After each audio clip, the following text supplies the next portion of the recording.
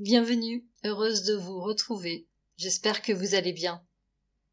Saturne entre dans le signe des Poissons ce 7 mars 2023 pour y séjourner 2 à 3 ans.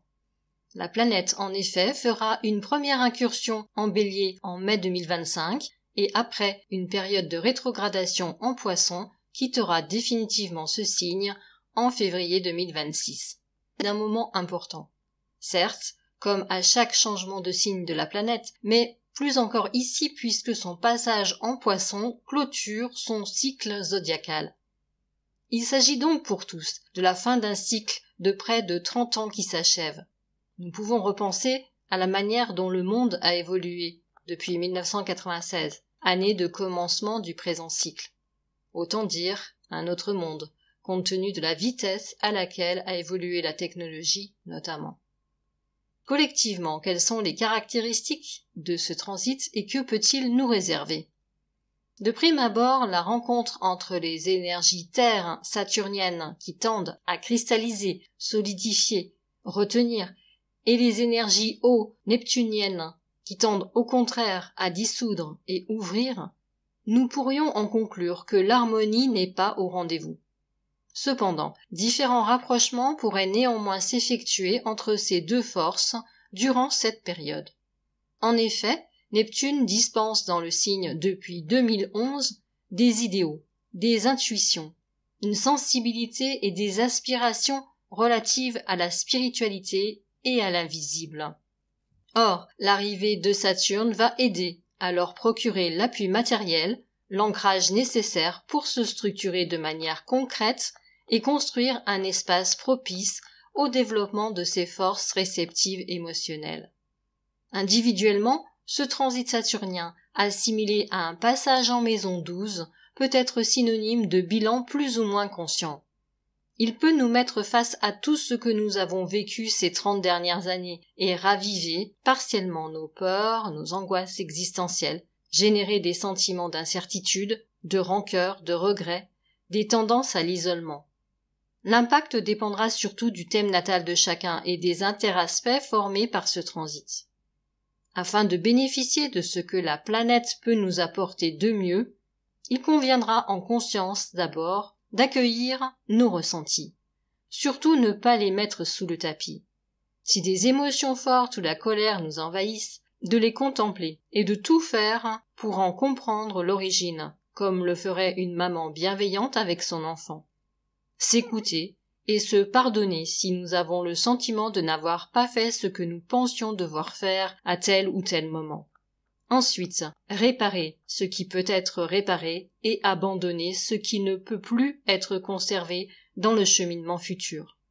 Se délester, mentalement, physiquement, afin d'éviter les somatisations. Enfin, tirer les leçons des événements passés avec cette part de sagesse saturnienne dont on ne parle pas assez, et préparer pour le début du prochain cycle une nouvelle impulsion d'affirmation personnelle. Il s'agit donc d'un véritable nettoyage intérieur à structurer qui nous est proposé et auquel se consacrer durant ces 3 prochaines années. Comprendre et accepter que quelque chose doit se dissoudre pour se réagencer autrement et pour d'autres perspectives nous permettra de ne pas avoir l'impression de subir le processus, mais d'en être des acteurs à part entière. L'enjeu est particulièrement important pour toutes les personnes ayant Saturne en Poisson ou en maison 12 en natal. En effet, chaque retour de cette planète sur sa position natale est un moment marquant existentiellement parlant, qui indique souvent un franchissement de cap, une étape existentielle majeure. Dans la mesure où nous ne connaissons qu'au maximum 3 retours de Saturne sur notre Saturne natale, le passage en conscience de ce moment peut s'avérer un atout considérable pour orienter nos existences et plus spécifiquement dans le domaine indiqué par la maison concernée. Pour des précisions personnalités et une étude approfondie, n'hésitez pas à me contacter par mail, toujours mentionné, je le rappelle, sous chaque audio. naissance-de-l'existence@gmail.com. À noter que Saturne entrera en Poisson le jour de la pleine lune en Vierge du 7 mars, donc, et seulement une quarantaine de minutes avant, ce qui donne à cette journée un caractère très spécial. Je parlerai des aspects formés ce jour-là par la planète dans l'espace audio dédié à cette pleine lune. Je ne peux évoquer ici toutes les conjonctions qui se produiront avec Saturne lors de son transit dans le signe. Je les évoquerai lors des audios concernant les transits des planètes rapides comme vous en avez l'habitude. Ce qui nous intéresse particulièrement pour l'instant est la conjonction à Neptune, maître du signe. Les deux planètes entreront en conjonction large à partir de la mi-février 2025 et ils seront au plus proche à un peu plus de 5 degrés d'orbe le 30 mars 2025 aux dernières minutes avant le passage de Neptune en Bélier. Il n'y aura donc pas de conjonction exacte entre les deux planètes dans ce signe. Durant cette période, néanmoins, les effets de la conjonction pourraient se faire sentir. Ce pourra être une période de remise en question profonde, donc possiblement éprouvante.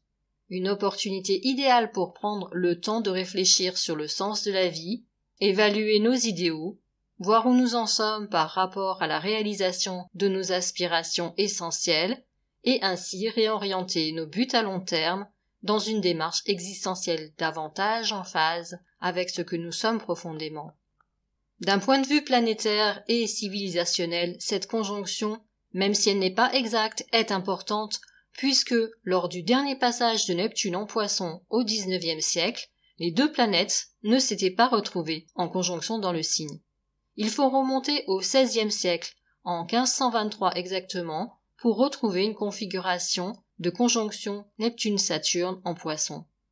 Une bonne raison donc d'accorder une attention particulière à cette période, que ce soit individuellement ou collectivement. Je vous remercie de votre écoute et de votre fidélité. Prenez bien soin de vous. À très bientôt.